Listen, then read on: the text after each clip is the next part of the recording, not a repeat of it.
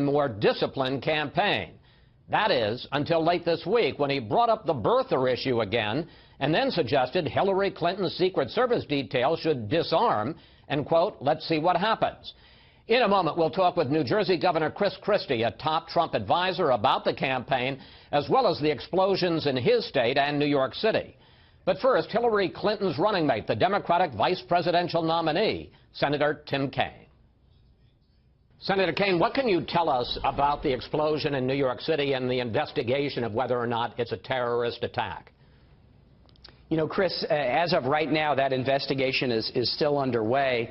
The main feeling that we have is concern for the victims, and for an explosion of that size, the fact that there are no fatalities yet is positive. But in terms of the details, it's unclear. And I know everyone is looking to see what the cause was. Could it potentially be connected to terrorism? No evidence yet, but I know that's going to be looked at very, very closely.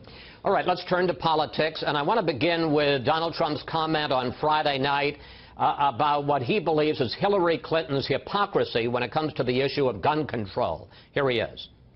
I think that her bodyguards should drop all weapons. They should disarm. Right? Take their guns away. She doesn't want guns. Let's see what happens to her. Senator, do you believe that Donald Trump in any way was inciting an act of violence against Clinton?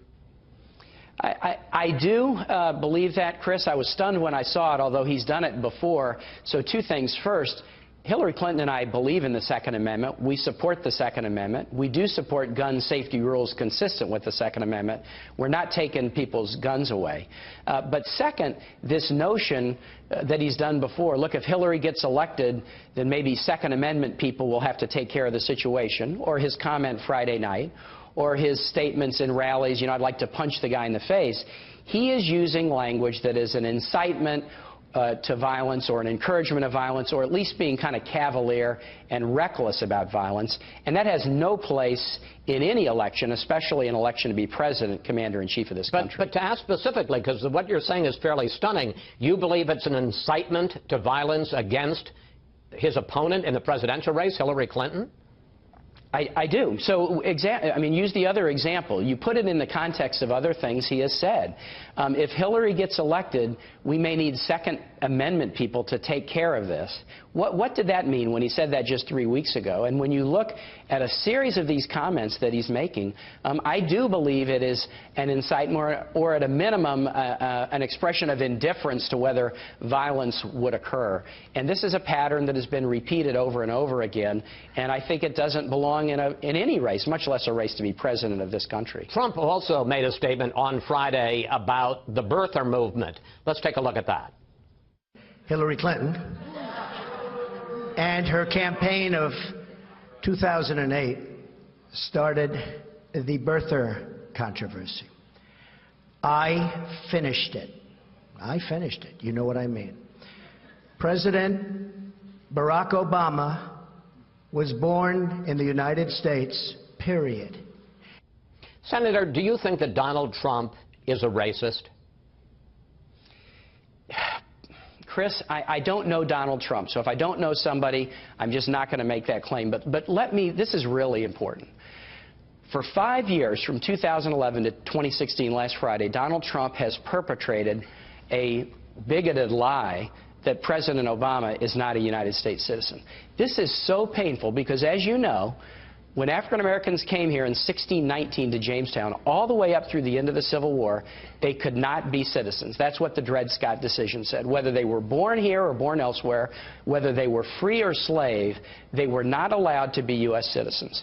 So for 5 years, when Donald Trump has pushed this bigoted lie that the African American president of the United States is not a U.S. citizen, so many people connect that to the most painful time in American history, where having African descent barred you from citizenship in this country. And what I hope somebody will ask Donald Trump is, when you were doing that for 5 years, did you really believe that to be true?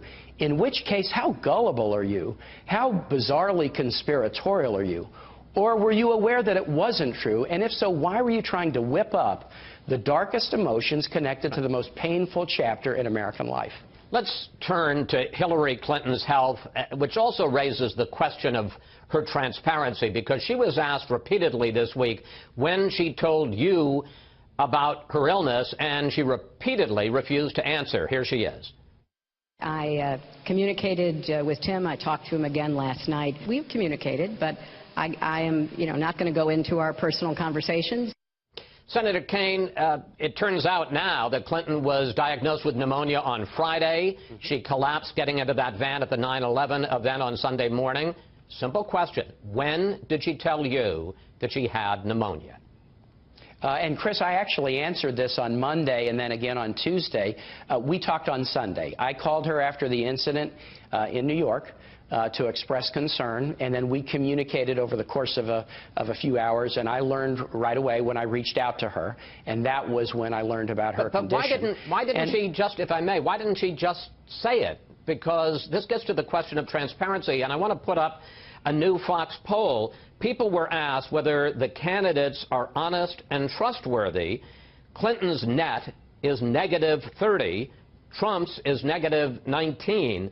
Now, neither of those is good, but by a substantial margin, Senator, the American people seem to think that Trump is more honest than Clinton. Well, I would challenge that. I mean, all I have to do is hold up that he said he would. Right, but he said he would release his tax returns, and he's not doing it. But no, back to it. Again, I was very plain with the press about this right away, that's when we talked. And again, I did say what she said, which is I was not going to get into the content of the conversations. Obviously, that content is important for running mates to be able to share without being public about it. But the timing, I think, was quite clear as of Monday when I spoke publicly about this with the press. All right. Well, that brings us to the state of the race, which, frankly, keeps tightening, Senator. In the latest Real Clear Politics average nationally, Clinton now leads by 1.5 points. That's down from 8 points in August. In Ohio, Trump is now up 1 point. Less than a month ago, he trailed by 5. And in Florida, Trump leads by less than a point. In late August, Clinton led by 4.5. Senator, your lead is gone. Well, Chris, you know that I do politics in Virginia, and I think you know my state. This is like every race I've ever been in. We went into the first two conventions basically tied. We came out of the second convention, you're right, with a good lead, and it has tightened up over time just as I thought it would, just as I actually told Secretary Clinton, when I encouraged her to run in April of 2014, I said, look, you're the underdog until they call you the winner. We're running out of time. I mean, if Trump is a bigot, if Trump is inciting violence, why is it that Clinton can't keep a lead against him? Well, look, we are a very divided nation, Chris. We're very closely politically divided.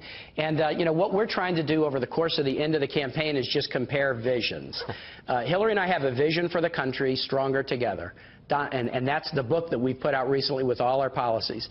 Donald Trump also put out a book when he decided to run, and he calls it Crippled America.